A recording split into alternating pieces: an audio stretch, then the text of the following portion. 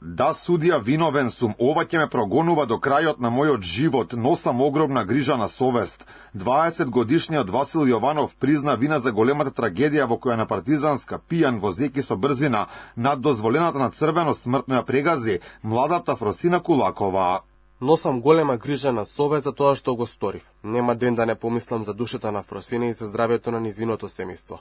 Ова ќе ме прогонува до крајот на мојот живот. Уште еднаш да им изразам надлабоко сочувство и да им се извинам. И јас не сум само мајка која го изгубила своето дете, јас сум човек со откорната душа пред судот, кажа Камелија Кулакова, мајката на Фросина, со порака дека денес била гласот на својата ќерка, затоа што таа повеќе не може да зборува, вели дека ова не е судење за сообраќајка, туку за грабеж на живот, за иднина, за непоправлив грев, за убиство. Фросина не беше само прегазена, таа беше згасната на начин што човечкиот ум не може да го прифати, без возачка дозвола, без положен возачки испит, пијан на црвено светло.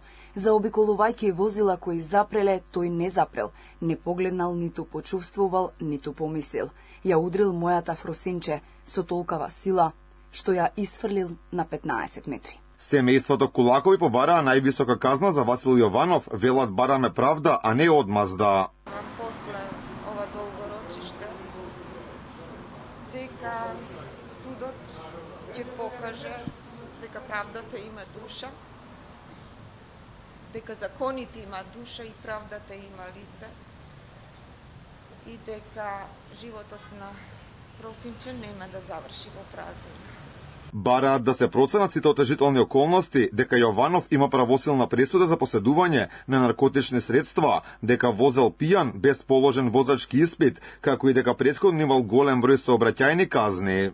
Доколку се изрече највисоката предвидена санкција, тоа ќе биде единствената правда, задоволителна правда за младиот изгубен живот на Фросина Кулакова и исто така би било превенција за воиднина, да не бидеме веќе сведоци на вакви немили настани и злодела. Таткото на Фросина, Тодор Кулаков, кој при завршните зборови на одбраната ја напушти судницата, се пожали дека семејството било целосно исфрлено од истрагата за овој случај. Според него законите во земјава биле крајно нехумани, неодговорни и неправедни. Дури и ако ти убијат дете, родителите во она што значи главен случај според ваквиот закон воопшто не се дел од предметот и немаат право да учествуваат, ниту пак право на контрола на било што, дури ниту на увид, и зависат само од добрата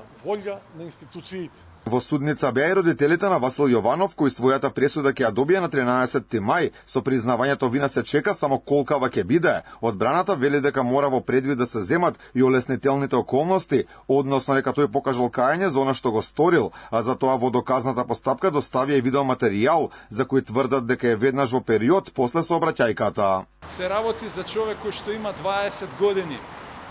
Категорично ја призна својата вина. Категорично ја призна својата вина. Ова не е ни првата, ни последна сообраќајка во Република Македонија. Смртна последица сама по себе е страшна работа, но треба да се индивидуализира и да се цени секој потез во врска со изрекувањето на казната. Обвинителот Александар Марковски, презентирајќи го обвинението, рече дека ќе докажал дека возачот кој смртоносно ја прегази Фросина, додека минувала на пешачки премин, тоа го сторил со умисла. Според него, ова не е само несреќа во која навидум еден маж прегазил жена, туку дека е сообраќајка која е последица на низа сообраќајни пропусти.